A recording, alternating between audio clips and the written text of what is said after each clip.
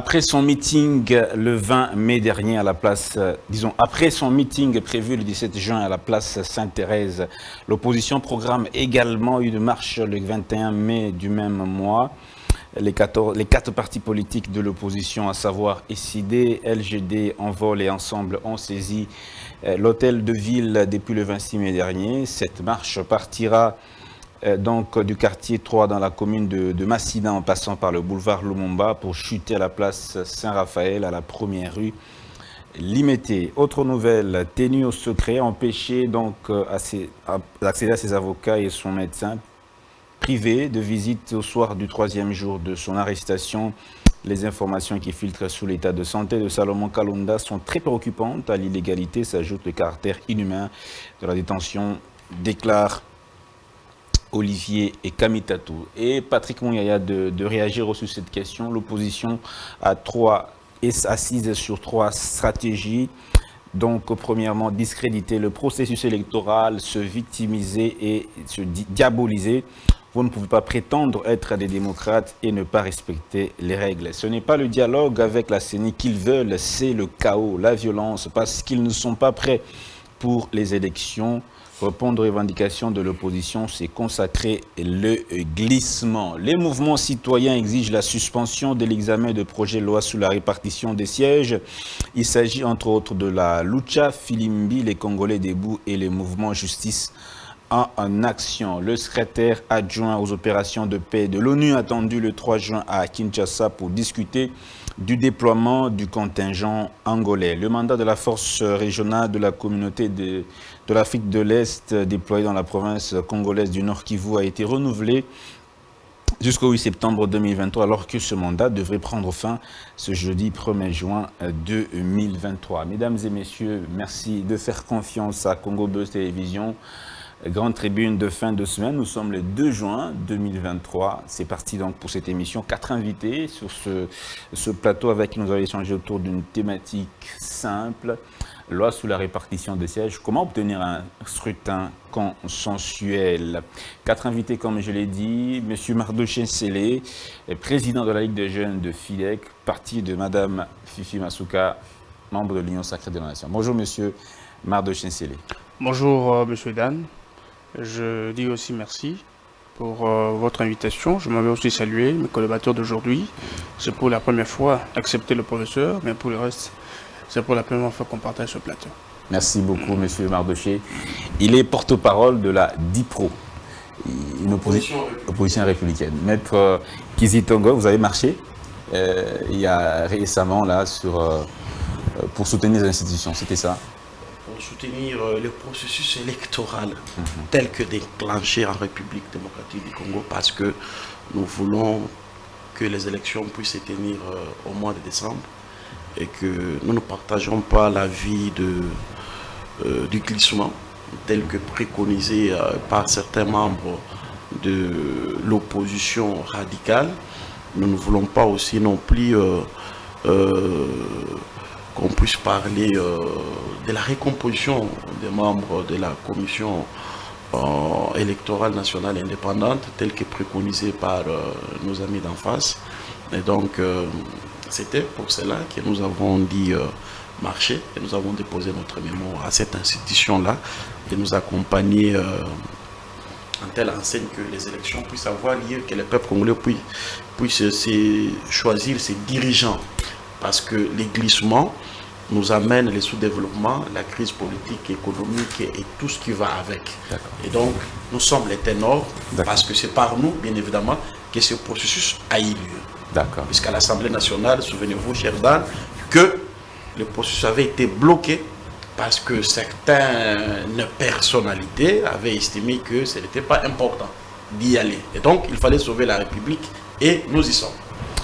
Merci, Maître Kizito. Professeur Elieni, bonjour. Cadre de Nouvel Élan. Et bonjour, je salue mes collaborateurs. Et voilà, nous sommes un peu malades là, parce que la République est vraiment malade. Aujourd'hui, nous souffrons de la dictature. Donc, en fait, c'est Rochou qui s'est dit mon politique. Tu ne veux pas écouter ça, il a parlé pratiquement qu'un opposant puisse un peu juste crier, jeter juste un petit mot, et on vient, on t'arrête. Et c'est vraiment malheureux ce qui se passe aujourd'hui quand on voit l'arrestation du conseiller de Moïse Katumbi. On s'est dit, mais on est où là? Parce que ce régime, dès le départ, nous a pratiquement promis la démocratie, l'état des droits. Je ne sais pas aujourd'hui, c'est un état de droit de façade. Est-ce que dans cet état de droit sans contenu, il existe dans le prescrit des démocraties occidentales, ou juste, je ne sais pas moi où? Bon, en fait, nous nous inscrivons dans une démarche très difficile à comprendre, parce que même quand je vois là, le climat tel qu'il se présente aujourd'hui, c'est chaotique, et ce régime a perte pratiquement de vitesse, sans bilan. Aujourd'hui, ne l'a que pour traquer, commence à traquer. La presse est muselée, la justice à la solde, aujourd'hui juste à la solde du régime. Vous avez juste le Parlement de Palissade, tout est déjà orchestré pour que nous ayons demain ces élections chaotiques qui vont pratiquement entraîner ces pays dans la dérive. Parce qu'aujourd'hui, on fait bien des élections pour des élections, mais des élections qui demain entraîneront pratiquement ce pays dans les chaos. Parce qu'un pays naît, grandit, vieillit et disparaît. Un pays. Et le Congo atteint pratiquement un stade de vieillissement assez élevé qui paie aujourd'hui juste les incongruités que nous vivons aujourd'hui peuvent nous basculer dans la disparition. Merci beaucoup, professeur Eddy Yeni. Monsieur Yuba Djoko, bonjour aussi. Merci de prendre part à ce débat du vendredi. Bonjour Dan, merci pour l'invitation. Je vais commencer par dire que si au 23 janvier 2024 à minuit il n'y a pas élection, nous irons dans une transition sans M. Félix Tshisekedi. Et si d'aventure M. Félix Tshisekedi organisait les élections pour les saborder, eh ben, nous irons dans la rue pour récupérer la victoire du peuple. Je voudrais souligner, vous l'avez dit en entrée de jeu, c'est que le 17, nous serons à Djili-Sainte-Thérèse et nous invitons toute la population congolaise à venir participer, entendre des leaders s'exprimer sur la situation, sur l'état du pays actuel. Et le 21, nous allons marcher de Massine à Quartier 3 vers la première rue Limété. Je voudrais aussi profiter du fait de la présence de Maître Kizito, qui ont eu l'avantage de marcher sur le boulevard qui était supposément être à une zone neutre. Rappeler que nous avons été empêchés, nous avons été brutalisés, nous avons des camarades, des sympathisants qui sont jusqu'aujourd'hui à l'hôpital à cause de la brutalité policière qui, hier, ont été très véhéments contre nous et ont été très accommodants avec l'opposition dite républicaine. Mesdames et messieurs, c'est parti, donc je lance notre débat par le sujet directement. Loi sur la répartition de sièges, comment avoir ce scrutin qui se veut consensuel. Vous avez suivi également ce communiqué des ambassadeurs de l'Union européenne et donc qui ont aussi fustigé le fait qu'il y ait restriction des manifestations publiques, a demandé à la CENI d'organiser un cadre de concertation avec les partis politiques et la société civile. C'est un communiqué qui est tombé il n'y a pas très longtemps. Reste à en savoir si cela est-il vraiment tel que eux le voient. Alors, avant que nous ne prenions le sujet, M. Mardochée Sélé, vous n'avez pas commenté l'actualité. Je vous donne aussi l'opportunité de pouvoir le faire. D'accord, merci. Je reviens sur ce que les amis venaient de soulever. Parler de manifestations interdites, c'est pas moi. La manière dont la police s'est comportée, la façon dont Salomon Escadella se retrouve aux arrêts, il est empêché d'entrer en contact avec sa famille, avec ses médecins, avec ses avocats. Ça, c'est que les opposants veulent me faire croire. Nous sommes dans un pays de droit. Un État dans lequel le principe de la primauté du droit sont d'application. Personne, gouvernant comme gouverné, ne peut se mettre au-dessus de la loi, celle-ci qui est respectueuse de droits de tous. De tout le monde, ici sur le plateau. Personne ne peut apprendre à notre justice ce qu'elle doit nécessairement faire. Et vous devez apprendre une chose. Lorsqu'il y a un changement, et surtout un changement qui vient dans le sens de donner plus de faveur au peuple, ceux qui sont habitués à la médiocrité auront toujours des difficultés à s'adapter facilement. Le mode d'arrestation de notre ami Salomon Escadella a été bien opéré, Salomon n'a pas été tabassé, mais il a été arrêté, acheminé là où il doit être acheminé. Seul Salomon et sa famille politique, sa famille biologique connaissent réellement le mobile de son interpellation. Mais ce qui me fait mal, n'est-ce pas, c'est la façon dont cette opposition parvient à donner des leçons à la justice sur les chaînes de télévision, les radios, et ils n'ont pas donné des références légales qui donnent au préalable la procédure normale d'arrestation de quelqu'un. Est-ce qu'ils connaissent le mobile d'interpellation de Salomon Escadera? Ils ne le savent pas. Et en même temps, les droits justiciables sont sacrés. Si elles sont biaisées, la loi serait retenue dans le sens le plus favorable à l'inculpé. Salomon a des problèmes avec la justice. Et il est arrêté au moment voulu. Salomon sera en contact avec ses experts en droit qui vont l'accompagner. Alors, c'est difficile pour nos opposants, soi-disant opposition entre guillemets, parce que ce sont des mécontents, ça, ma façon de voir les choses, parce que ces gens, que ce soit Moïse Katumbi, que ce soit Fayoulou, que ce soit Sessanga et autre chose, et autres, excusez-moi, ils étaient avec Kabila. D'accord. Ils avaient la dissection. Merci beaucoup. Maître Kizito, je commence avec vous. Vous qui soutenez le processus électoral, dont vous le trouvez, qu'est-ce qui vous pousse à le soutenir? Nous soutenons le processus électoral parce que c'est la volonté du peuple congolais, les constituants primaires qui a voulu. Lorsque vous prenez la constitution de notre pays, vous parle des élections chaque 5 ans après.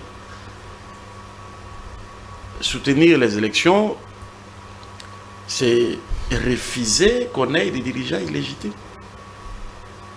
Des gens qui n'ont pas reçu mandat de notre peuple. Mais c'est aussi refuser l'inégalité ou l'illégalité, voulais-je dire. Avoir des gens qui sont là, non pas du fait de la volonté de nos différentes lois, et aussi non pas de la volonté du peuple. Le peuple veut que, après chaque 5 ans, qu'il puisse élire son président de la République, son député provincial, national, mais aussi ses conseillers municipaux. Donc là, après les élections de 2018, c'est que en 2023, pratiquement le 20 décembre, les élections doivent être organisées pour que le peuple puisse choisir les meilleurs, ceux qui ont excellé et ceux qui donnent un meilleur projet de société, parce que, en tout cas de manière générale, la République démocratique du Congo a encore un chemin à parcourir. Il faut proposer quelque chose de nouveau qui peut faire sortir ce pays du sous-développement où il est classé depuis bien longtemps, afin qu'on devienne quand même un pays développé. Alors, et pour y arriver, il faut passer par le processus électoral. Que répondez-vous à Patrick Mouyaya qui dit ce n'est pas les dialogues avec la CENI qu'ils veulent, c'est le chaos, la violence, parce qu'ils ne sont pas prêts pour les élections. Répondre aux revendications de l'opposition, c'est consacrer le glissement. Mais c'est vrai ce que dit le porte-parole du gouvernement, parce que, de par les communiqués de ces 4 leaders de l'opposition radicale, ils se sont déjà tous déclarés candidats président de la République, sans que la CENI ait lancé l'appel à candidature. Ça, c'est de leur volonté. Mais seulement, ce qu'ils proposent, M. Dan, on ne peut pas être à 3 mois des élections et demander à ce qu'on puisse recomposer les membres de la CENI. Qu'est-ce que cela va induire? Cela va retarder le processus, parce que si ces gens-là, on les met à côté, la désignation de ces personnes, ça ne va pas se passer dans 1 mois, ni dans 3 mois. Dans tout le processus va être tout le à processus zéro. sera biaisé, et vous savez ce que ça va avec. Les coûts, les budgets, les temps. Nous avons le processus d'enrôlement, voyez-vous.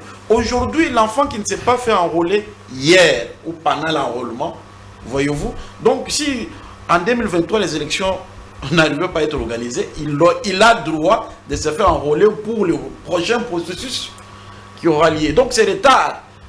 Et les conséquences là qui va payer, qui va porter.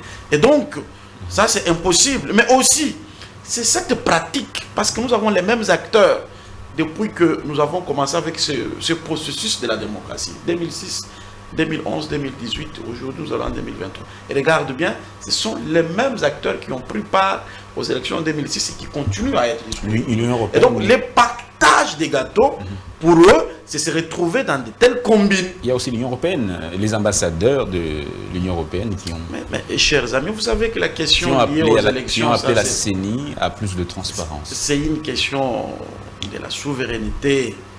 La souveraineté, l'Union européenne, les ambassadeurs, oui. La transparence, c'est quoi? Il ne faut pas que je donne l'impression que je suis en train de défendre la CENI ici. Non, mais je dis seulement la transparence dont ils font allusion. D'accord. C'est-à-dire quoi? C'est-à-dire qu'ils sentent que la CENI va violer les lois de la République, la loi électorale, Merci. ou la loi organique. Là encore, si la CENI violait, mais ceux qui vont violer, ils vont engager les responsabilités pénales d'abord. Voyez-vous? Parce que chaque parti politique, en tout cas, qui entre dans ce processus électoral, il sait qu'il aura ses délégués. Les délégués de l'opposition, ils sont là-bas. Ils ont l'œil vigilant. Mais aussi, les moments des élections, il y a des témoins partout. Merci beaucoup. Je ne peux pas croire que je puisse être membre d'un parti politique bien organisé, que j'ai des candidats et que je puisse manquer des témoins à tous les niveaux. Aussi longtemps qu'il est garanti que nous aurons les bulletins ou les PV des votes dans tous les centres et dans chaque bureau. Et donc, ces éléments-là suffisent pour qu'un parti politique puisse, le moment venu, brandir devant les juges compétents, dire voici le processus tel qu'il a été, à tel niveau il y a eu fraude ou il y a eu cela. Et donc ce n'est pas les manifestations telles qu'on l'entend. Et ça, ça fait preuve qu'on ne maîtrise pas les instruments juridiques qui nous régissent. Très bien. Professeur Edini, M. Mosito a fait un point de presse, s'il est exprimé à propos du processus électoral, il a parlé de la loi sur la répartition des sièges. Est-ce qu'on peut avoir la quintessence de sa communication? Bien évidemment. En fait, aujourd'hui, nous sommes dans un processus chaotique, en qui s'est déjà biaisé dès le départ. Nous avons 145 territoires, hein, vous le savez très bien, et nous avons juste enrôlé 100 Massissi, Rutshuru et Kwamotu. Donc, en fait, on est passé de 145 à 100 Korondé. Mais curieusement, la loi sur la proposition de loi hein, sur la répartition des sièges va tabler sur les 500 sièges à pouvoir. Sur les 500 sièges, voire même plus loin. Vous savez, juste aujourd'hui, Nord Kivu est amputé de Massissi et Rutshuru. Mais curieusement, vous avez une augmentation des sièges au Nord Kivu qui passe de 34 à 47. Ça, c'est déjà une question qui taraude le grand esprit. Et en plus de cela, on a tous parlé du fichier électoral, pratiquement de l'audit du fichier. Je pense, on a vu l'OIF dire que non, on ne peut pas juste auditer un fichier dans moins de 5 jours, c'est pratiquement impossible. Certains experts de la CENI, des opérations électorales, nous ont dit ici, c'est inacceptable. D'ailleurs, je cite même juste Corneille Nangaa. Mais curieusement, ces régimes nous disent tout est possible, tout est faisable, donc on peut le faire. Ils le font. C'est une équipe, un groupe de 5 experts qui ont été... Un groupe de 5 experts, recrutés comment? Recrutés, non pas juste par des critères objectifs, mais juste des critères subjectifs qui ont primé. Le SAMIDé, on maîtrise tous très bien la trajectoire des dirigeants actuels de la CENI. Ils ont été retenus et ils ont audité. Quel est le problème avec cette équipe? Avec cette équipe, d'abord l'équipe, nous le savons très bien, est le produit des manigances politiques. Et on sait tous quelle a été la communication des catholiques et protestants sur cette équipe. Donc c'est une équipe d'abord que l'on doit en principe écarter, parce que si vous voulez réellement avoir des élections démocratiques, libres, inclusives et transparentes, je crois bien, nous devons d'abord mettre de côté cette équipe. Au-delà de cela, et l'équipe aujourd'hui nous produit des incongruités inacceptables. Et je vous dirais, techniquement, tous les experts en matière électorale sont d'accord que les élections sont de plus en plus impossibles à tenir. Je dis techniquement. Mais politiquement, juste, c'est faisable. Parce que demain, on aura des élections politiques aux résultats chaotiques. Peut-être, je dirais, on veut juste des élections pour des élections. Ce régime à perte de vitesse, sans bilan. Pourquoi vous dites que de plus en plus chaotique? Hein? De plus en plus chaotique. Les plus chaotiques, je crois bien. Oui. Je vais encore emprunter la rhétorique de mon aîné Moïse Katumbi, qui parlait de pénalty manqué. En 2006, en 2006, 2011, 2018. En tout cas, c'est lui encore de 2018 était vraiment inexplicable. Mais aujourd'hui, en 2023, nous risquerons de connaître un processus électoral non seulement biaisé, mais qui va entraîner le pays dans les chaos. Qui va entraîner le pays dans les chaos. Pourquoi vous dites ça? Je dis ça en fonction des éléments pratiquement juste que nous avons en présence. Parce que le fait sur terrain,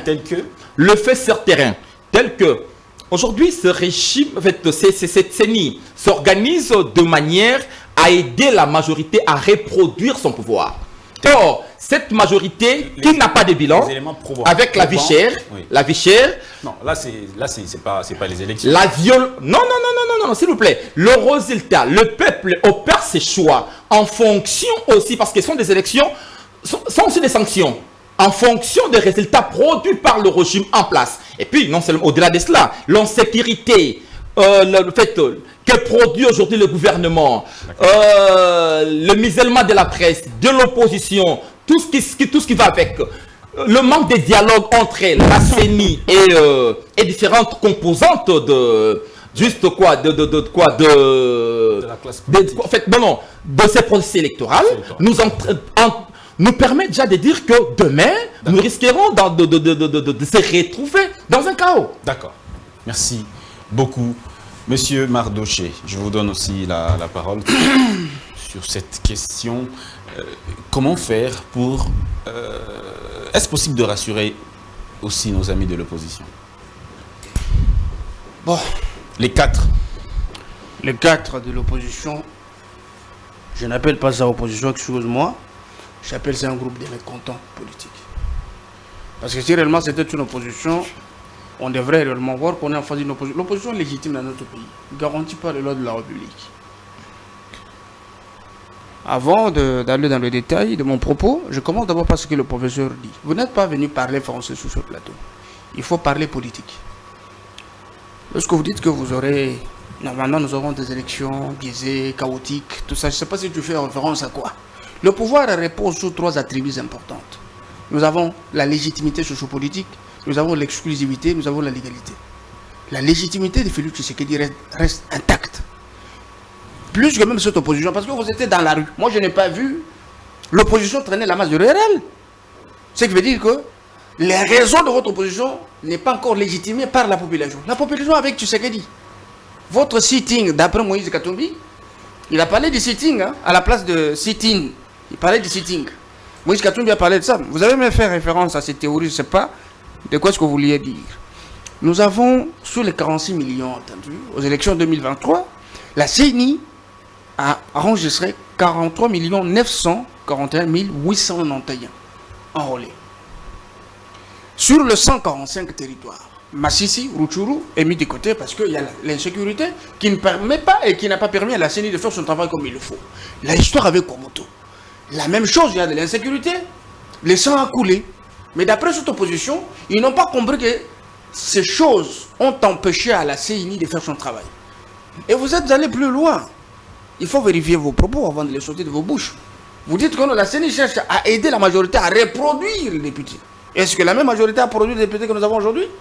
Parce que vous connaissez le nombre de députés de l'UDPS, que ce soit les députés après le lancement de l'Union sacrée de la nation, qui était d'abord un appel à reproduire son pouvoir, j'ai dit. Non, j'ai dit. Oui.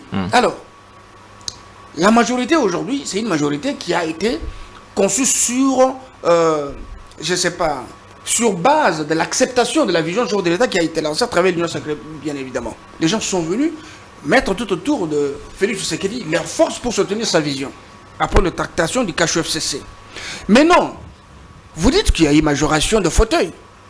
Mais vous savez, normalement, la même théorie a été pratiquée en 2006, vous avez une bonne mémoire. En 2011, et voire même en 2018, sur Massissi et Rutshuru, on avait réservé 8 sièges selon les circonscriptions parce que l'insécurité continue toujours, ça ne va pas permettre à la CENI, même à l'époque, de faire le travail comme il faut. C'est pas, nous sommes au Congo, nous sommes en Zambie. Prenons l'histoire de Kwamotu. C'est la même théorie qu'on a aussi pratiquée pour Kwamotu. On a réservé 17 sièges pour Rutshuru, Masisi et Kwamotu. Et lorsque vous prenez les 17, moins 500, ça vous fait 483. Et comment est-ce que la CENI a prévu? Dans la loi sur la proposition de la loi sur la répartition des sièges, vous prenez les nombres d'enrôlés, n'est-ce pas? Vous divisez par les 483, vous avez la caution électorale pour chaque fauteuil ou chaque circonscription électorale. Moi, je prends un exemple avec ma circonscription électorale. Moi, je suis de la province du Kasaï, dans les territoires de Nuebo. Il y avait 2 fauteuils au niveau de la députation nationale. C'est les mêmes 2 fauteuils qui sont rentrés. Je connais beaucoup dans le Kasaï en général. Au Kasaï, on n'a pas majoré le fauteuil. Vous allez dire, peut-être c'est Tshisekedi, où la CENI devrait travailler pour maximiser le nombre de représentants. Mais ça ne s'est pas fait. Lorsque vous donnez l'exemple avec le Nord Kivu, est-ce que au Nord Kivu, chez Tshisekedi, vous allez me dire que le fauteuil, là, n'est-ce pas, le nombre de sièges dans le Nord Kivu va seulement revenir à la majorité de Tshisekedi? Je ne pense pas. Les opposants sont aussi dans la course. Alors, nous devons être honnêtes et sincères, et surtout sérieux en ce qui concerne le travail que la CENI a fait. Nous sommes allés dans la journée porte verte. Tous les partis politiques, vous êtes partis. Nous avons assisté. Nous avons touché la réalité. La CENI nous a expliqué. Et aujourd'hui, la CENI, après avoir lavé ou nettoyer le fichier électoral. L'audit. Bien sûr, l'audit. Vous allez comprendre. Moi, je ne veux même pas discuter ça. La CENI a fait l'offre. A lancé l'offre, n'est-ce pas? Et les gens ont souscrit. Ils sont venus. Ils ont travaillé. Et vous allez me dire que non, l'offre a été lancée et la CENI a sélectionné. La CENI n'a pas sélectionné. Quelqu'un s'est distingué selon les critériums, selon les principes, selon les conditions que la CENI a fixées. Et le travail s'est fait. Nous devons apprécier ce que la CENI fait. Moi, je ne suis pas en train de défendre la CENI, mais normalement, j'ai assisté, n'est-ce pas? Je suis témoin de ce qui se passe avec la CENI. La CENI, dès lors ne travaille pas pour le pouvoir. C'est une CENI aujourd'hui qui manifeste les symptômes d'indépendance jusqu'à présent. Une minute, le musulman de l'opposition. C'est dont on reproche à ce pouvoir l'un des éléments qui manquent pour un scrutin apaisé. Je prends les Congolais à témoin. Nous n'avons pas de l'opposition ici. Cette opposition n'a pas de raison d'existence. Pourquoi? Parce qu'en ce moment, oui, bien sûr, Mosito devrait encore vous apprendre ça. Parce que vous êtes plus dans des théories, dans des doctrines. Il faut dire la politique. L'opposition congolaise, cette opposition composée de Fayoulou, composée de Matata Pogno, composée de Katumbi et de Sesanga, c'est une opposition illégitime. Pourquoi? Parce que l'opposition n'accompagne pas les raisons de leur existence. Vous vous opposez à quoi? Vous marchez sur la cherté de la vie. Vous comprenez? Mais vous ignorez des raisons qui peuvent légitimer votre opposition si je vais vous donner des conseils. À Calais, les gens sont morts. Est-ce que vous avez compati avec eux? Vous n'avez pas compati avec eux? Très bien. À l'est du pays, les gens sont en train de mourir. Est-ce que l'opposition a une fois manifesté? N'est-ce pas, pour soutenir les FARDC? Mais même l'opposition ne reconnaît même pas les efforts de FARDC à l'est. Kabila à l'époque, si je peux regarder ça dans quelques secondes, un militaire de son état, n'est-ce pas, n'a pas décrété d'état de siège. Parce que si vous remettez en cause les avancées significatives de Tshisekedi en tant que patriote, mettons Fayoulou de côté, mettons Vlamouka, fille des pestes, parlons comme des patriotes. N'est-ce pas? Tshisekedi a fait des avancées très significatives à l'est de la République. Mais aujourd'hui, c'est Tshisekedi, vous avez compris qu'au sein de l'armée, nous avons des infiltrés qui conspirent contre la République. En même temps, c'est même infiltré. Merci. Qui connaissait Mangachuchu? Qui connaissait que Mangachuchu était en mesure de détenir des armes illégalement dans ce pays? Monsieur Et Badjoko. l'opposition a dit quoi? Cette opposition n'a pas de raison d'être. Merci. Cette opposition devrait avoir honte. C'est pourquoi je dis aux Congolais que vous ne devez pas vous hasarder Merci. à suivre le mot d'ordre de ces gens. Aujourd'hui, ils décrient. Mais j'ai vu D'accord. Fayoulou Je en comprends. train de demander aux militants sur ce fait de jeter Merci. des caillasses Je sur reprends la la parole. police. La Je- police qui n'était même pas en train de menacer le Je pouvoir. reprends la J'étais parole. vraiment, indigné. Je reprends la parole, monsieur Nsele. Monsieur Yves Badjoko, la même question. Comment obtenir justement ce scrutin que vous souhaitez consensuel que vous? Merci pour la question. J'ai tout à l'heure entendu mes co-débatteurs, Maître Kizito et M. Nsele, évoquer la question de la justice. Entendu qu'il faudrait qu'on laisse la justice faire son travail. Je voulais rappeler les propos de M. Félix Tshisekedi, pas les miens, que la justice était théâtralisée. Sans doute par lui, le metteur en scène de cette théâtralisation. Alors si la personne que vous soutenez, supportez, qui est censée aller promouvoir les règles de justice équitable, qui avait pour slogan État de droit, si elle-même elle décrète ou alors elle déclare que la justice est théâtralisée. Je me demande où est-ce que vous vous mettez pour remettre en question ces déclarations. Alors il faut être conséquent et ne plus être derrière M. Félix Tshisekedi. J'ai entendu ici beaucoup d'histoires sur l'arrestation de Salomon, que seule sa famille, ses amis, son parti politique connaissent les raisons de son arrestation. Aujourd'hui, personne ne connaît les raisons de l'arrestation de M. Salomon, même pas Salomon lui-même, parce qu'il aurait dû être présenté à son juge naturel pour être instruit. J'ai entendu encore ici que M. Salomon avait des problèmes avec la justice. À ce stade, M. Salomon n'a pas de problème avec la justice parce que, pour autant que je sache, il n'y a aucune procédure judiciaire qui a été enclenchée dans ce sens-là. Donc voilà, il faudrait qu'on essaye de rester cohérent et, comme M. Ntsele a dit, sérieux.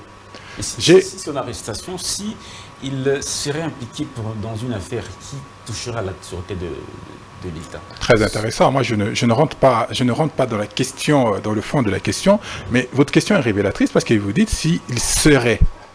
Aujourd'hui, on ne devrait plus être dans les supputations. Vous êtes journaliste, j'ose croire que vous auriez été au courant des raisons pour lesquelles il a été arrêté, parce que, en tant que citoyen congolais, je crois qu'il a 48 heures, si je ne m'abuse, je parle sous le contrôle de Maître Kizito, il devait être informé, présenté à son juge naturel et informé de ce pourquoi on lui reproche. Voilà. Pour revenir à la question du processus électoral, je vais dire à M. Ntsele que l'élément fondamental dans les questions électorales, c'est la confiance. S'il n'y a pas de confiance, si la confiance est rompue, c'est un problème. Je l'entends, et quand je l'entends, ça me rappelle à mes oreilles l'arrogance de Mende à l'époque, lorsque les élections s'approchaient, où il disait que le ciel n'allait pas tomber sur la terre, et il y aurait un jour et un lendemain. On sent et on entend la même arrogance. C'est ce qui est dérangeant. Parce que nous allons à l'élection, non pas pour nous bagarrer, non pas pour montrer qui est plus fort en termes de biceps, non. Voici les trois piliers de la stratégie de l'opposition. Discréditer le processus électoral, se victimiser et diaboliser. C'est très intéressant. Ça, c'est Patrick Mouyaya. Je vais arriver à la déclaration de Patrick Mouyaya. Moi, je n'aime pas qu'on évoque Corneille Nangaa, parce que Corneille Nangaa fait partie des artisans qui nous a mis dans ce chaos que nous vivons ici régulièrement. Je vais poser une question simple. Il y a des règles dans un pays qu'il faut respecter. M. Kadima a recruté les experts électoraux pour l'audit du fichier en moins de 5 jours. Je voudrais que Maître Kizito, qui est là, qui est un juriste, puisse nous dire que dit la loi des marchés publics pour les recrutements en cas d'urgence. Je voudrais qu'il réponde à cette question. D'abord sur la forme. Donc sur la forme, il y a un problème, parce que la loi est très claire. On ne recrute pas en moins de 5 jours, même s'il y a urgence. La loi est claire. J'aimerais que Maître Kizito nous confirme les choses. Donc il y a eu un problème. Il y a un problème déjà au niveau du recrutement. Il y a déjà eu un problème préalable au niveau du recrutement. Et vous savez, lorsqu'on est en responsabilité, il y a quelque chose on parle du délit d'initié. Lorsque vous avez des responsabilités publiques, il faut éviter d'attribuer des marchés à des personnes de son entourage, des personnes proches. Parce que vous pouvez tomber sous le coup du délit d'initié. Et ce qui apparaît aujourd'hui, c'est que M. Kadima a recruté ses copains et ses copines pour venir faire le toilettage il a confirmé sur les ondes de la radio Top Congo. Donc il a recruté ses copains et ses copines pour venir faire l'audit du fichier électoral, alors que c'est une question extrêmement sérieuse. J'ai entendu ici encore Maître Ntsele dire que la majorité a été constituée sur base de la vision de M. Félix Tshisekedi. Je voudrais emprunter ces mots pour lui dire qu'il faut être sérieux. La majorité se constitue à la suite d'une élection. La majorité, mais vous avez parlé, je ne vous ai pas interrompu. Merci. La majorité se constitue à la suite des élections. Il n'y a que pendant ce moment qu'on peut constituer une majorité, non pas en pleine législature et recomposer la majorité. Je voudrais prendre pour exemple, avant le précédent Premier ministre d'Israël, l'Israël a fait 6 processus électoraux, 6, parce qu'il n'arrivait pas à dégager une majorité, parce que les partis n'arrivaient pas à se mettre ensemble pour proposer un Premier ministre, 6 fois. Alors, lorsqu'on est sérieux, on se réfère aux choses qui sont. Alors, vous dites que les trois piliers évoqués par monsieur, le porte-parole du gouvernement sont le chaos et tout ça. Mais il serait simple, mettez-nous devant un fait. Nous demandons plus de transparence pour les questions électorales. Nous demandons plus de transparence sur les questions électorales. Si vous pouvez verser dans un glissement si on reprend vos revendications. D'accord. Là, je vais revenir sur le propos de Maître Kizito qui a dit que ce serait anormal que si on repoussait davantage les élections, que les mineurs devenus majeurs n'aillent pas voter. Mais je vais rappeler aussi à M. Ntsele qu'il est anormal de priver à nos frères, à nos concitoyens du Rutshuru, de Massissi, de Kwamouth, la possibilité d'aller aux élections. Cependant, nous insistons sur un fait très important, et je crois qu'on partage ça avec Maître Kizito. Il a dit qu'un mandat, c'est 5 ans. Et sur ce, nous sommes intransigeants. M. Félix Tshisekedi a un mandat de 5 ans, et au terme de ce mandat, il doit partir. Si vous me permettez, en 3 secondes. Donc, au terme du mandat de M. Félix Tshisekedi, je suis d'accord avec Maître Kizito que M. Félix Tshisekedi devra partir. Donc, si pour revenir à votre question, parce que je n'ai pas abordé, il faudrait que les pouvoirs publics nous mettent devant un fait. Nous avons fait... Nos revendications et nos demandes ne datent pas d'hier. Elles datent bien plus longtemps que ça. En 2019, nous avons proposé le plan de sortie des crises où nous identifions déjà à l'époque les problèmes sur des questions électorales, sur une crise éventuellement électorale. Si nous nous sommes entendus, si nous avions été entendus à l'époque, aujourd'hui on ne serait pas à cet instant en train de parler des questions électorales. Merci beaucoup, M. Yves Badjoko. Maître Kizito Ngoy. L'élément, quels sont les éléments qui peuvent rassurer à cette opposition de prendre part à ce processus? Je commence à répondre à votre question avant de rencontrer les préoccupations des amis. Les éléments qui peuvent rencontrer... rassurer. Ouais, les éléments sont simples. C'est la loi électorale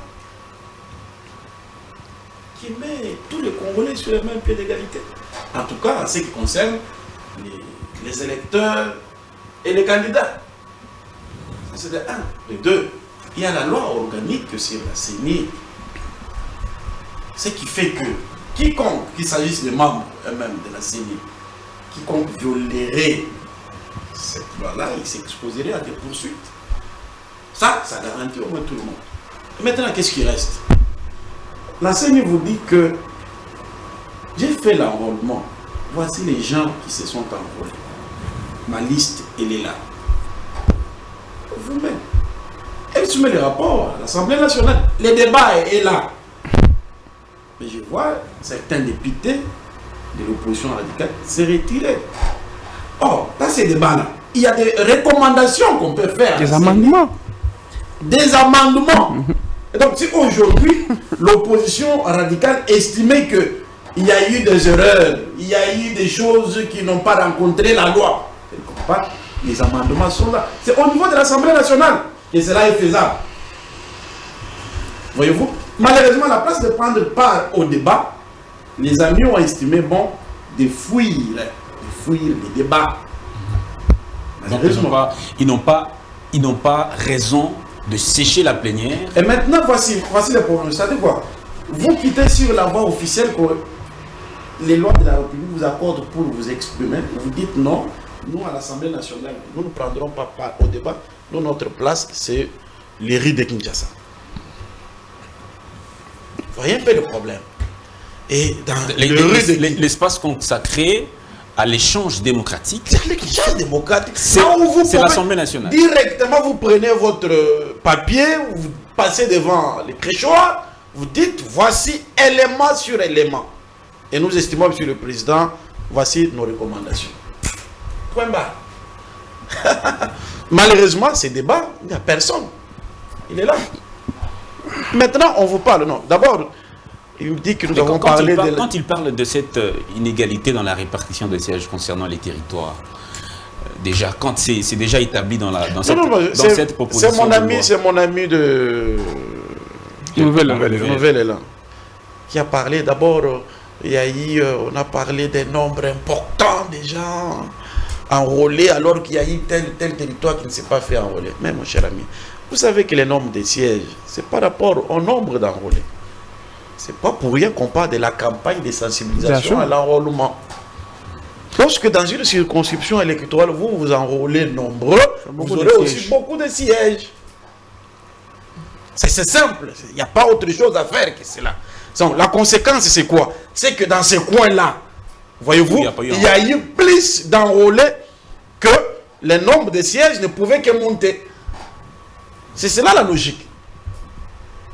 Voyez-vous? Alors, pour ceux qui n'ont pas pris part à cet exercice, d'aller sensibiliser les circonscriptions électorales où ils sont prétendus candidats, où leur parti politique est implanté, puisque c'est le devoir reconnu à la société civile et partis politiques d'aller sensibiliser. Voilà les contradictions telles qu'on les amène. Il y a les ambassadeurs de l'Union européenne, les États-Unis aussi, il y a la CINCO, il y a l'ECC, il y a la MONUSCO, il y a eux-mêmes les opposants ont décrié cette procédure de recrutement des experts internationaux qui ont audité le fichier électoral. Il n'y a pas que mes chers amis, ces opposants, il y a aussi des structures internationales qui voudraient bien que cette confiance soit rassurée. Vous savez, en cherchant, en prenant une structure, un cabinet international à recruter. Vous savez, nous sommes dans un état de droit aussi. C'est ça aussi le problème. Il faut savoir quelle porte frapper, voyez-vous, pour obtenir les résultats escomptés ou tant recherchés.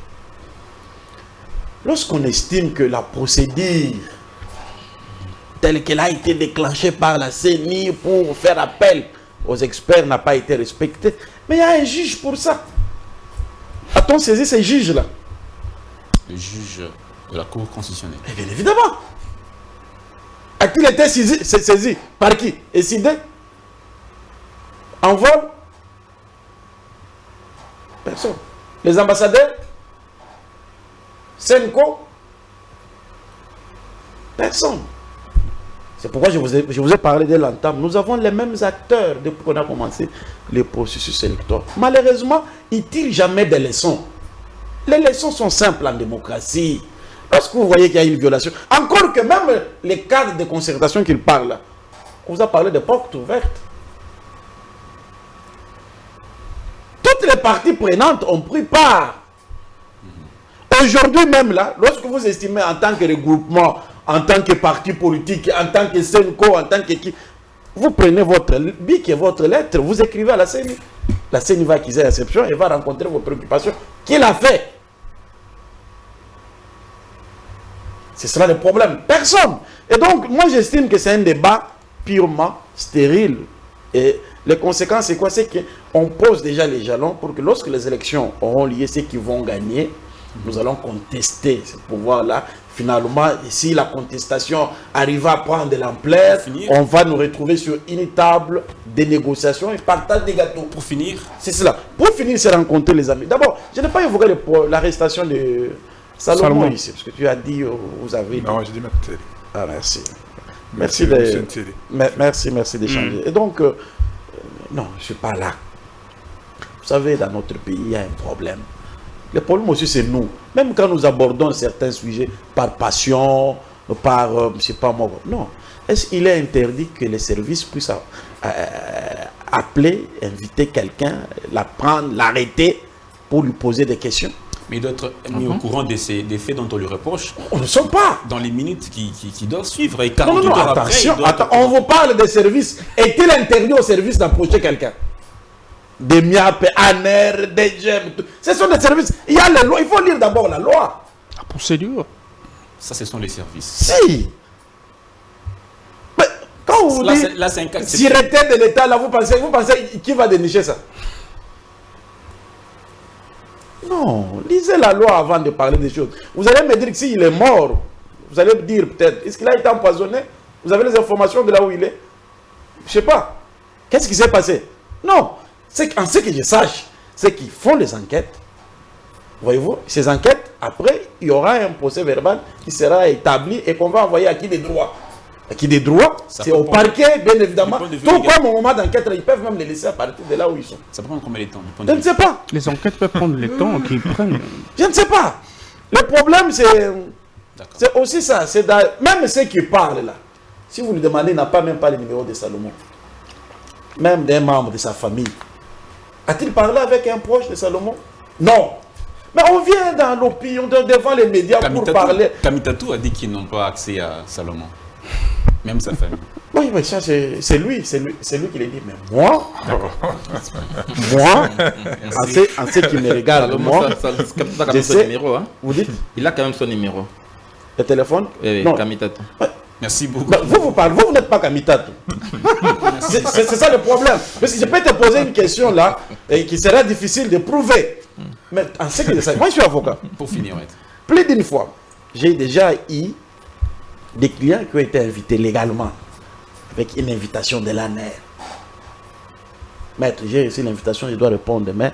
L'ANER à l'hôtel de ville, tel. Je prends ma voiture et j'entre avec elle. J'arrive à la porte, on voit celui qui a invité. Le moment de l'assister, il dit non, maître, ici vous n'assistez pas. Vous restez dehors, on termine l'audition et après elle va venir, la personne. Elle vous dira de quoi on l'a entendu. Je l'ai déjà fait 2 fois depuis que je suis avocat. Et on sort, je n'ai pas assisté, je suis resté dehors. D'accord. C'est leur pratique. Et là, quand on est député, c'est ça le problème. Quand on est député, il faut voir. Mais l'article 19 de la Constitution dit de l'assistance. Très bien. Mais comment est-ce que les services ne tolèrent pas et prendre une loi claire à l'Assemblée nationale? Merci beaucoup. Pour réglementer ces secteurs-là. C'est comme ça. Et maintenant le reste, mon ami. Donc, je termine avec lui. Puisque lorsque j'ai entendu parler, je ne sais pas s'il parle à titre personnel ou il engage vous les partis. Vous avez largement dépassé. Oui. Puisque lorsqu'on engage les partis, on tient compte. Merci beaucoup. De la position du leader. De la position de votre leader par rapport à la question. Merci beaucoup, Maître Kizito. Je veux revenir à vous. Voilà. Professeur Ndieni, on a suivi M. Mouzito. C'est encore moi là. Monsieur Mouzito. Monsieur Mouzito dit qu'il y a des opposants qui étaient au pouvoir. Et il y a des personnes qui étaient au pouvoir, aujourd'hui ils sont devenus opposants. À qui faisait-il allusion particulière? En fait, là il faut lui poser cette question-là. Parce que je sais que tous, mais tout simplement juste le jet d'acteurs en RDC, comment les acteurs sont en train pratiquement de bouger. Chacun a pratiquement déniché, hein. Il s'agissait pratiquement de qui. Mais à ce que je sache, opposition, être opposant ou sorte d'opposition, c'est le réfi programmatique de l'action d'un gouvernement. Ça juste, hein, on peut être aujourd'hui au pouvoir, et vous quittez à 12 heures, vous devenez opposition. Vous devenez juste opposant. Là, de par la science et la pratique sur terrain. Qu'est-ce qui vous oppose aux 4 leaders? Ce qui nous oppose aux 4 leaders. Bon, je dirais tantôt, hein, juste la RDC, nous devons juste apprendre aussi le règle démocratique du G. Parce que l'opposition n'a jamais été monolithique. Hein, l'opposition a été toujours plurielle, même sous d'autres cieux. Hein? On ne peut pas, parce qu'on est de l'opposition, partager juste le même point de vie. Non. L'opposition est toujours plurielle. Donc, quoi de plus normal que les nouvel élan puissent tracer son chemin, dire que non, moi je ne suis pas d'accord avec peut-être certains acteurs dans telle question ou domaine. Voilà, juste, on est tous opposants, même parmi les 4 leaders dont vous évoquez, chacun a sa lecture de fait.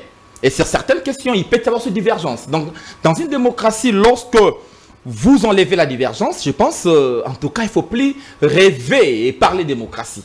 Donc, moi, je dis, ceux qui se disent, en tout cas, donc, au nom de la pluralité, hein, au nom de la pluralité d'opinion, diversité en tout cas, nous, voilà, c'est ça notre philosophie. Il n'y a pas de raison pour lesquelles vous êtes à côté. Il n'y a pas de raison. C'est un choix personnel. Bon, en tout cas, le choix du parti. Je pense que c'est le choix d'abord, le choix de notre parti. On est acteur politique. Chacun a au moins ses finalités. Ce qui est tout juste, on se bat aujourd'hui pour accéder au pouvoir, hein, mais avec pratiquement une telle finalité, c'est bon, je voudrais peut-être pour c'est ce qui s'est dit sérieux, c'est pratiquement d'améliorer les conditions socio-économiques de la population, mais en tout cas les démarches sont plurielles. Donc chacun peut emprunter pratiquement sa voix pour voilà. Partons pour un dialogue.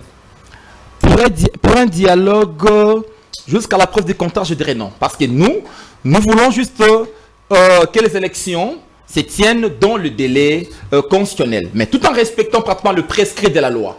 Le prescrit de la loi, c'est quoi? respecter le G, parce que le G est structuré par nos lois. Donc respecter, parce que dans un état de droit, parce qu'on veut toujours nous brandir, nous parler de l'état des droits ici. L'état des droits, c'est le respect de règles qui régissent la vie politique, économique, sociale et autres. Hein? Donc c'est ce respect-là c'est ce qui fait que l'on puisse qualifier en état, dans l'état de droit. Parce que on ne peut pas toujours continuer à chanter état de droit, dès lors que dans nos pratiques, on ne vit pas cela.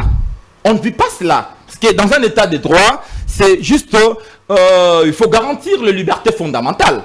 Entre autres libertés de manifester, il faut juste respecter les procédures. Je suivais pratiquement juste le maître Kizito qui disait qu'il revient aux députés de voter, juste de proposer une loi pour essayer un peu d'assouplir la démarche de nos services d'intelligence. Je dirais oui, mais ceux qui sont là au pouvoir, c'est 10 démocrates. Ils viennent juste pour implémenter l'état de droit en RDC. Mais il revient aussi à ce régime de nous dire qu'est-ce que ce régime a fait pour essayer un peu d'assouplir ces démarches. Donc, je ne trouve pas du contraire. Nous étions sur la question électorale.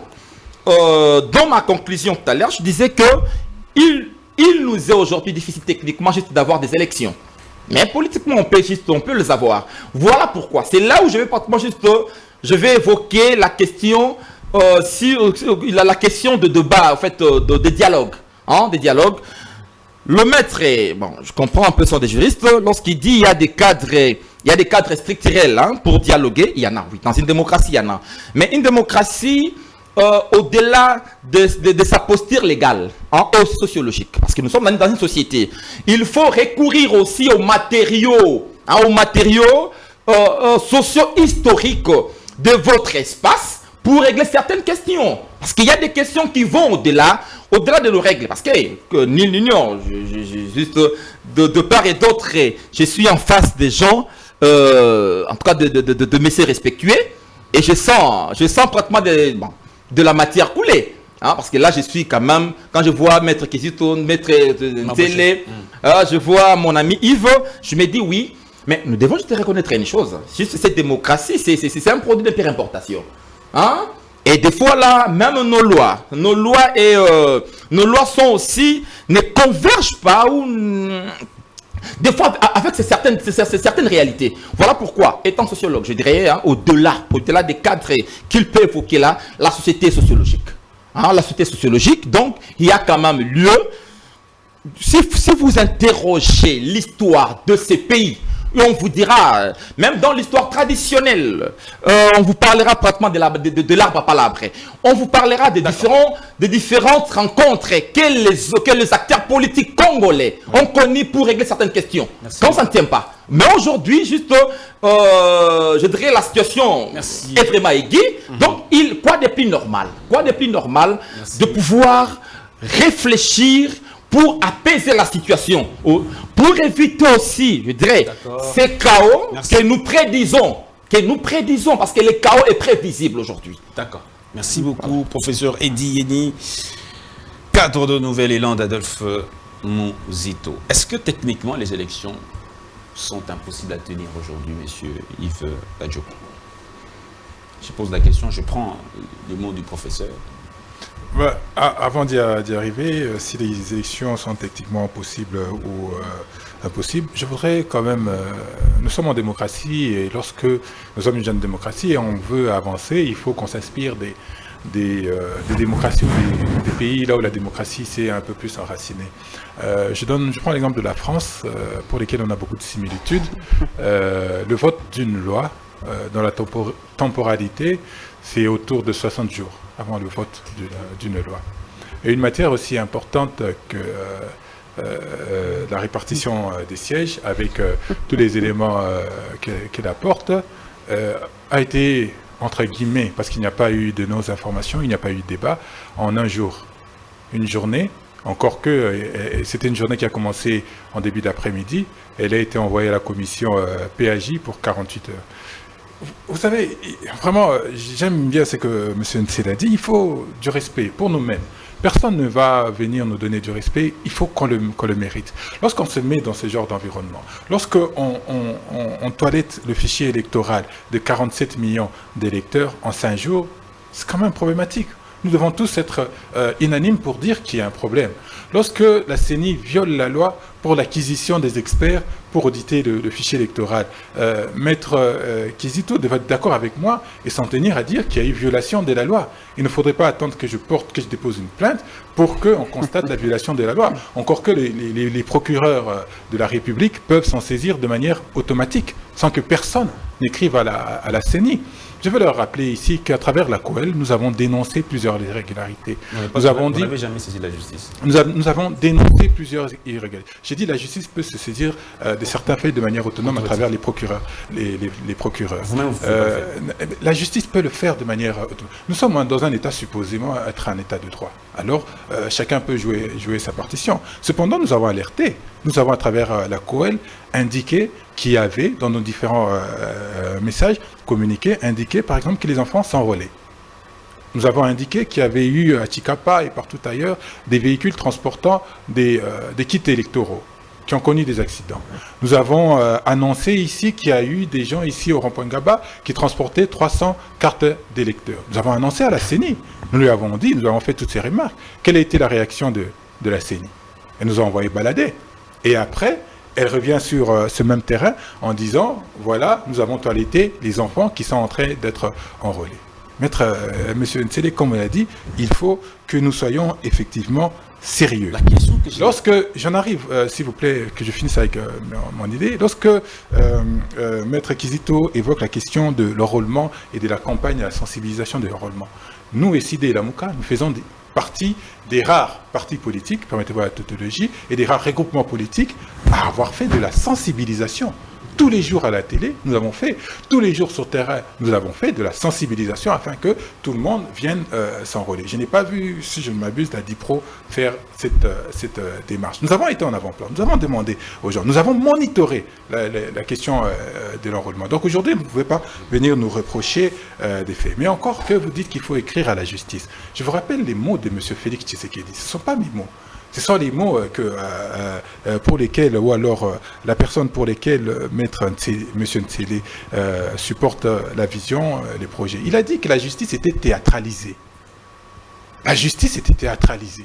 Comment voulez-vous que nous puissions faire confiance à cette justice lorsque celui qui, après le hold-up électoral, incarne, j'ai oublié le terme qu'on dit, qui doit assurer le bon fonctionnement de toutes les institutions, vous dit que la justice est théâtralisée. De là, c'est fini, on s'arrête. On ne va pas aller dans des superstitions ou alors évoquer d'autres choses. Et c'est là-bas, en opposition avec l'état de droit que tout le monde a décrit. Et l'état de droit, c'est l'application de manière équitable de la loi, sur tout le monde. Lorsque nous avons été empêchés de faire notre sit-in en face de la CENI, et que la DIPRO y est autorisée. Je pense qu'en tant qu'opposition républicaine, vous devez décrier et être d'accord avec nous qu'il y a eu un problème. Parce que les pouvoirs publics sont accommodés à ce que vous avez fait et nous ont empêchés d'exercer ces mêmes droits. Mais je suis en train d'arriver, si vous permettez. Tout le monde a un temps de parole suffisant, vous m'arrêtez trop tôt. Je veux dire à mes co-débatteurs qu'en tant que politique, la question du dialogue devrait être permanente. On ne peut pas s'opposer à la question du dialogue. Mais tout ce que nous décrions et refusons, c'est qu'on ne peut pas aller au dialogue pour le partage des responsabilités et le partage du pouvoir. Je l'ai dit et je l'ai répété ici plusieurs fois. Je l'ai dit, mais c'est pour baliser l'avenir. C'est pour rechercher cette cohésion que nous avons perdue. Parce qu'aujourd'hui, le pays est fracturé. Ce fichier électoral, vous allez le remettre en question après ce dialogue. Mais c'est pas ça la question. Si on le remet en question, le même fichier, il y aura un enrôlement nouveau. Mais la question, c'est, nous pouvons remettre en question le fichier électoral, ça, ce n'est pas un problème. Mais il faudrait derrière, par exemple, à la suite, qu'il y ait un toilettage qui soit fait de manière consensuelle et avec tout le monde. On ne va pas nous organiser des portes ouvertes, comme ce fut les cas à l'université avec Léon des filles, qui nous invitaient à aller voir ce qu'elles faisaient, comment elles vivaient. Non, nous sommes partie prenante au processus. Les élections, ce n'est pas pour la CENI. C'est pour nous, les responsables politiques. Mais je veux encore, vous avez posé la question de savoir, vous m'avez posé la question de savoir s'il était techniquement possible d'organiser des élections. Ne me posez pas moi la question, posez la question à M. Kadima. M. Kadima a reconnu sur les ondes, de Top Congo qu'il avait 6 mois d'arriéré de financement. D'accord. Que le gouvernement n'a pas financé le processus durant 6 mois. Donc, Merci. si vous me posez la question, je serais peut-être mal placé, et alors que Kadima vient de sortir ses propos. Merci et beaucoup. j'insiste, nous avons des Merci personnes, beaucoup. nous avons des légalistes, pour ne pas dire des maîtres pratiquants du droit. J'insiste sur le fait que la loi sur la répartition de sièges, si elle est faite alors que Kwamut Massissi n'a pas été enrôlé, c'est une violation de la loi. Il m'a taquiné un peu là, je termine seulement pour que ça ne passe pas. Parce que regarde, c'est vrai que vous voyez la couleur politique décider les autres, mais en dehors de ça, vous êtes Congolais, vous êtes notre compatriote, nous tous. Dupro s'est limité ici au niveau de la BCC. Equity, on a trouvé une barrière. Elle a commencé où, s'il vous plaît? Attendez, nous venons de Mamayemo, notre terrain que nous avons tourné. Elle a marché sur le boulevard. Attendez, et nous sommes sortis juste sur le boulevard. Et là, nous avons rencontré la résistance. Il nous a été demandé de désigner un délégué ou deux d'aller déposer les mémos à la CENI. Chose qu'on vous avait aussi demandé à votre tour, mais vous avez refusé. Nous avons délégué des membres qui sont partis à la CENI et deux ont déposé notre mémo de soutien. Merci en ce qui concerne le processus électoral que vous combattez, parce que vous savez que ce n'est pas le peuple qui vous intéresse, c'est le partage des gâteaux qui vous intéresse, alors, malheureusement. S'agit-il, comme le disent certains, des mêmes pratiques qui ont été vécues à l'époque du président Kabila, comme l'a dit M. Mbosso, qu'en 2006, l'UDPS avait boycotté les élections, il y a eu élection et tout s'est bien passé, il y a eu un pouvoir qui a été élu. Est-ce la répétition de l'histoire? Parce que le FCC boycotte les élections, l'opposition, une partie de l'opposition décrit le... Bon, c'est pas du tout la même chose. Si le FCC boycotte les élections aujourd'hui, ça ne peut pas faire mal aux Congolais. Vous savez, c'est que le FCC a affligé comme douleur aux Congolais pendant plus de 18 ans. Cet FCC revient sur les mêmes erreurs pour donner des leçons à Tshisekedi ou à son régime. Donc vous n'êtes pas en train de reproduire les erreurs du... Non. Félix Tshisekedi, avec son régime, ne reproduisent pas les mêmes erreurs. Mais je voudrais juste, avant, excusez-moi, d'entrer dans le détail, dire à Prof qu'il ne fallait pas prendre de gros mots sans contenu. Parce que moi, je ne sais pas, depuis le début de votre argumentaire sur la question de l'élection, vous n'avez rien dit, excusez-moi. Et si nos amis de la Mouka, de l'ECD, nos amis du Nouvel Élan, parlent de cette façon sur le plateau, les Congolais ne vous feront pas confiance. Ils ne vous feront pas confiance. Vous savez pourquoi? Il faut apprendre à lire aussi l'histoire politique de notre pays, lire la loi aussi. Alors vous dites qu'il y a eu des irrégularités. Nous sommes dans le chaos. Il y a la crise. Il y a tout ça, ça sort de vos bouches. Irrégularité est déterminée par rapport au manque de la procédure selon la loi. S'il y a vice de procédure dans un domaine donné, et que vous savez que normalement ça n'a pas respecté la loi, alors il y a irrégularité. Mais vous n'avez pas lu la loi. Vous n'avez même pas évoqué les références légales. Dans les domaines que vous avez soulevés ici sur le plateau. Mais vous avez quand même le culot de parler d'irrégularité et vous confirmez que facteur confiance seul doit être à la base, n'est-ce pas, de l'organisation des élections. Moi je dis non. L'institution survit de ses auteurs et l'institution repose sur les 4 principes, l'un des 4 principes cardinaux du droit administratif. Là je parle de la continuité. L'institution CENI, c'est une institution. Kadima et son équipe, ce sont des animateurs de cette institution. Et ils sont entrés par la grande porte, on a légitimé leur présence au sein de cette institution. La CENI a une loi qui porte son organisation et son fonctionnement. Et c'est ainsi qu'on parle du président, vice-président et toutes les organisations confondues. Et puis 2, parler des copains et copines. Vous, sont politiques. Sur ce plateau, il y a des gens qui nous regardent. Nous devons être sérieux. Je suis vraiment sévère sur ça. Kadima va faire appel à ses copains et copines. Mais, ça n'a pas de raison d'être ici. Vous parlez du marché public. Vous avez soulevé cette question, vous avez entendu. Vous dites que dans la loi sur l'organisation fonctionnement de la CENI. La CENI peut être régie par la loi sur la passation des marchés publics. Non? L'approbation des marchés publics. Mais oui, mais je vous dis, quel mariage y a-t-il? Ça, c'est une institution d'appui à la démocratie. Elle est indépendante. Vous comprenez? Impossible de mêler les deux. Marché public, c'est par rapport aux institutions publiques de l'État qui sont redevables à la haute hiérarchie pour avoir le contrôle de la traçabilité selon les services des finances. J'ai un appel d'offres. Bien sûr, mais l'appel d'offres là que vous avez lancé est réglementé par les lois de la CENI qui les régit exclusivement. Ou, mais écoute, je vous pose une question. Dis-moi, est-ce que la passation des marchés publics, n'est-ce pas? Est-ce que la CENI est intéressée? Si elle est intéressée, donne-moi la référence légale qui fait de la CENI, n'est-ce pas? La CENI doit répondre aux conditions de la loi sur la passation du marché public. Je ne sais pas là où vous avez soulevé ça. Je ne sais pas, moi je suis juriste, je suis publiciste, j'ai étudié ici au Congo. Nous ne devons pas confondre les choses. La CENI a des dispositions particulières qui la régissent. Vous comprenez? Il faut lire la loi organique sur le fonctionnement de l'organisation de la CENI. Que la CENI doit fonctionner comment? Ce n'est pas comme ça. Je reviens maintenant sur l'organisation technique des élections.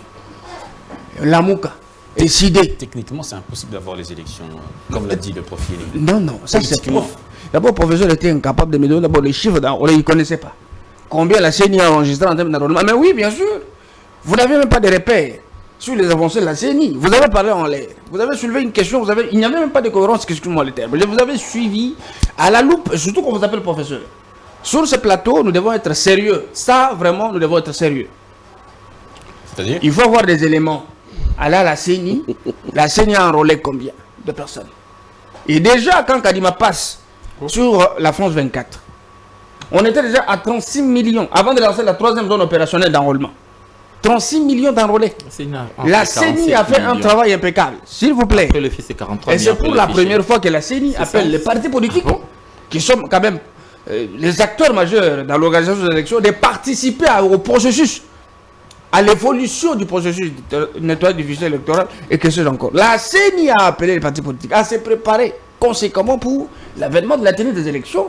Et surtout a dit dans quelques jours, il y aura le dépôt des candidatures au niveau national. L'opposition qui est en face de nous, cette opposition, réellement, moi je vous donne un conseil. Vous devez lire le loi de la République. Fayoulou croyait peut-être que nous sommes sous Kabila, où on pouvait les rejeter des gaz lacrymogènes. Cette opposition demande aussi que cette... S'il vous plaît, Dan. Fayoulou, un monsieur très sérieux, en présence de journalistes, il dit que vous m'avez jeté une grenade. Pendant que là où il était, il n'y avait pas la grenade. La vidéo a circulé.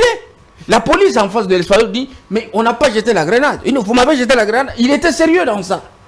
Vous comprenez? Et puis il voulait appeler la jeunesse à s'en prendre à la police, au service d'ordre. Mais vous voulez quelqu'un comme ça, chaque fois qu'il commence à demander n'est-ce pas, aux autorités urbaines de manifester. Je reviens à ce que le maître venait de dire. Le cadre pour un député fasse son travail, c'est dans l'hémicycle. Prends le temps d'apporter des amendements. Tout ce qu'ils disent ici, leurs députés sont là. Mais comme les députés de la MOUCA décidé n'ont pas d'argument, ils n'avaient rien à avancer. Parce que la CENI se comporte bien. Et jusqu'à présent, la CENI se comporte bien. Ce sont eux qui ont peur d'aller aux élections parce qu'ils n'ont pas de la légitimité. Ils ont peur des élections. Ils ont peur des élections. Nous n'irons pas dans le dialogue. Il n'y aura pas de dialogue avec Fayoulou, avec ses sangas, parce que ce qu'ils veulent, c'est participer à la chose publique. Fayoulou n'a plus d'argent. Ça fait longtemps que Fayoulou n'a pas géré. Excusez-moi, c'est la vérité. Ils font tout ça pour intimider le pouvoir à les appeler autour d'une table. D'accord. Mais avec Tshisekedi, ce n'est pas le cas. Très bien. Nous irons aux élections et Tshisekedi ne souhaite pas rester au pouvoir de manière illégitime. Il veut légitimer ce pouvoir à travers ces élections de 2023. C'est le dernier tour. Et la dernière chose, 30 secondes, s'il vous plaît, le renouvellement de la classe politique n'implique pas qu'il faut le voir remplacer Tshisekedi. Non. D'accord. S'il vous plaît, Tshisekedi a dit qu'il faut une personne qu'il faut à la place qu'il faut. Avec les élections de 2023, nous aurons la chance d'avoir une nouvelle classe politique. On peut voir maître demain devenir ministre, on peut voir professeur demain devenir mandataire. Nous avons besoin de nouvelles énergies qui peuvent aider ce pays à vivre autrement. Maître Kizito, dernier tour de parole. L'opposition décrit aussi cette Cour constitutionnelle qui proclame résultat provisoire. Il faudra recomposer cette... Non, il y a un problème. On ne recompose pas les membres de la Cour constitutionnelle sur demande de qui il veut. Cette Cour constitutionnelle a la loi organique qui préconise les remplacements des membres de la Cour constitutionnelle. Alors, c'est lui qui demande, là. Avant de lancer sa demande, il doit d'abord lire la loi organique sur la Cour constitutionnelle. Il y a des juristes dans ce groupe. Oui, il doit d'abord lire. C'est Sanga. Non, c'est ce que j'ai dit. Lui, c'est Sanga aussi. Il est juriste. Il doit lire. Lorsqu'il aura lu, il comprendra que ce n'est pas ce qu'il fait dans sa casquette d'opposant, voyez-vous, pour arriver à là où il veut arriver. C'est cela le problème. Mais, opposition. Oui, c'est bien beau de parler opposition. L'opposition, c'est sur base aussi d'un programme. Le programme. On ne s'oppose pas aux individus, nous l'avons dit. C'est cela la différence entre l'opposition républicaine que nous sommes et l'opposition radicale qu'ils sont. Opposition qui propose une alternative. L'alternative, voyez-vous, parce que le tout concourt pour le bien-être de la population congolaise. Voyez-vous, vous voyez ici, là, à la veille des élections, vous allez chambouler la Cour constitutionnelle. Et alors, les contentieux électoraux, vous allez amener ça chez qui? Puisqu'elle ne sera pas opérationnelle pendant 7 ans. Je ne sais pas la démarche de nos amis, ils cherchent quoi finalement? Et ce n'est pas le même jour qu'on va nommer que celui qui sera nommé va entrer en fonction. Ce n'est pas le même jour, monsieur. Ils ont besoin du dialogue. On doit être sérieux. Et quand effectivement on veut mettre bien les choses, faire bien les choses, si on estime que les choses sont mal faites, on commence ces combats bien avant. Comment seulement la veille des élections, on commence changement à la CENI, changement à la Cour constitutionnelle. On veut quoi finalement? Pourquoi vous rejetez tout ce qu'on vous propose pas? Non, on ne propose pas. Nous aussi, nous pouvons proposer. Nous disons. Non, je dis les autres. Nous, opposition républicaine, nous disons, nous connaissons notre propre histoire politique. Nous connaissons d'où nous venons, où nous sommes et où nous allons. Les élections, là, ce n'est pas pour rien qu'on consacre des milliards et des milliards pour l'organisation des élections. Et ce n'est que dans notre pays où pour organiser les élections, il faut avoir un budget très important. Pourquoi? Parce que la classe politique est polluée. Et ils sont en train de refléter ça. À ce même moment, comme nous travaillons sur nos candidats. Nous sommes opposants comme eux. Nous sensibilisons, il a dit qu'on n'a pas... Non, nous avons sillonné ces pays. La dynamique progressiste et évolutionnaire.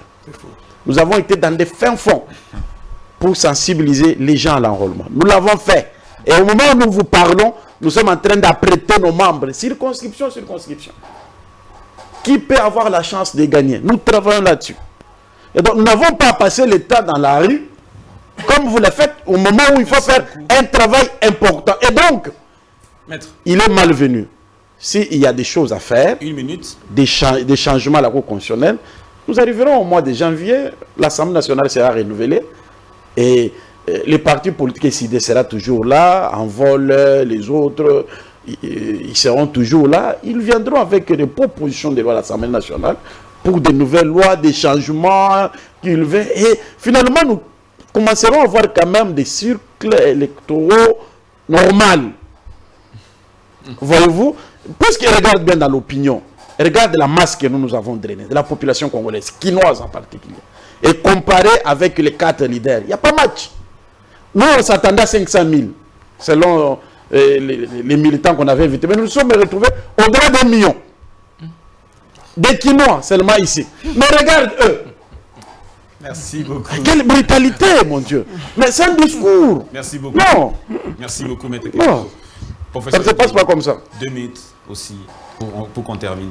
Qu'est-ce qu'il faut faire? Qu'est-ce qu'il faut faire pour que justement nous puissions avoir ces élections que tout le monde veut dans les bonnes conditions? Qu'est-ce qu'il faut faire? Bon, laissez-moi juste dire d'abord à mon ami que si nos élections nous coûtent des budgets un peu colossaux là, c'est parce que D'abord, le pays n'est pas... il y a un problème de connexion. On n'a pas des infrastructures à tous les niveaux. Donc, on doit, pour transporter nos kits, ça nous coûte énormément. Donc, c'est parce que le pays, on est dans un pays sous-développé où il y a assez de problèmes. Bon, voilà. La CENI, c'est une institution publique, au même titre que les autres. Hein? Au-delà de son indépendance. La CENI est une institution publique. Hein? Donc, dire que la CENI, c'est une institution qui se caractérise des autres, je ne sais pas moi, qui a un caractère... bon, je ne sais pas moi son caractère, mais je dis la CENI, c'est une institution publique. Parce que je vais un peu... en fait, il y a encore la question... Hein, donc la CENI, c'est une institution publique qui est censée respecter la procédure à la matière. C'est en ce qui concerne en ce qui concerne le marché public. Donc, je ne vois pas pratiquement juste pourquoi dédonner la CENI, dire que c'est pas ça la loi. En tout cas, le maître doit encore nous brandir ces dispositions particulières qui concernent juste la CENI. Vous me dites juste pour avoir des élections inclusives, libres, et transparentes et apaisées. Je crois bien, nous avons tous parlé ici juste de la confiance. La CENI, c'est un cadre de dialogue permanent, censé pratiquement créer juste pour aider les parties prenantes à se faire confiance. Mais aujourd'hui, nous avons juste une CENI à la solde du pouvoir politique. D'abord, la dépolitisation de la CENI passe par je dirais, il faut une nouvelle loi, des nouvelles lois, la loi la loi organique, hein, d'abord portant sur la CENI, la destination des nouveaux membres. Donc il faut tout refaire. Parce qu'avec cette CENI, peu importe la formule que nous allons, que le régime appliquera, je vous assure, nous allons tomber dans les chaos. Et les conflits post-électoraux sont déjà là avec cette CENI. Donc il faut mettre cette CENI et ces différentes lois de côté. Le temps. Donc il faut un bon dialogue alors. Monsieur Yves, qu'est-ce qu'il faut faire? Si aujourd'hui on continue de rejeter vos revendications, qu'allez-vous faire? Merci, c'est une excellente question, mais lors de l'introduction, vous avez mal présenté les gens parce que je vois que Maître Kizito est plutôt de la majorité et M. Ntsele est plutôt de la CENI. Je tombe des nues lorsque j'entends c'est Maître Ntsele, c'est ça? Ntsele, oui. Lorsque j'entends Maître Ntsele qui nous exige à de la rigueur, mais lorsqu'il parle, je tombe des nues. Il dit que la CENI n'est pas astreinte aux lois sur les marchés publics. Les marchés publics ne dépendent pas de la qualité d'indépendance de la CENI. Les marchés publics relèvent du fait de l'utilisation des fonds publics. Oui. Dès lors que la CENI utilise des fonds publics, elle est astreinte à suivre les règles des marchés. Monsieur Ntsele, et regardez-moi, écoutez-moi lorsque je vous parle, au lieu de manipuler votre téléphone. Donc, je vous suis. Non, par élégance, il ne faut pas manipuler votre téléphone. Écoute. Donc, du fait de l'utilisation des fonds publics, elle est astreinte à des règles publiques. Lorsque Maître Ntsele dit qu'il faut aller à la CENI pour connaître le nombre d'enrôlés, non, Maître, la loi impose qu'à la suite de l'enrôlement, les listes puissent être affichées. Donc, c'est une obligation de la CENI de nous transmettre l'information et non pas à nous d'aller chercher cette information. Ils nous disent que nous ne sommes pas prêts. Maître Ntsele n'a pas de candidat président de la République ou candidat à la candidature jusqu'à aujourd'hui. Nous avons un candidat. Parce que nous sommes allés à un congrès, c'est comme ça que les candidats sont désignés. Les candidats ne se déclarent pas, on désigne des candidats. Nous sommes allés à un congrès à Kisangani, nous avons désigné Martin Fayulu comme étant le candidat à la prochaine élection présidentielle dans le cadre de SID. Vous ne pouvez pas en dire autant avec vous. Vous fustigez le fait que Martin Fayulu a dit qu'il a reçu des grenades. Mais, mon cher Ntsele, comment est-ce qu'on lance des gaz lacrymogènes? C'est à travers des grenades. Donc il faut être sérieux, effectivement, comme vous dites, lorsque vous passez à la télé et vous exprimez. J'ai entendu Maître Kizito dire que nous, on veut la rue. La rue n'est pas un lieu, la rue, si vous me permettez, la rue est un lieu d'expression démocratique.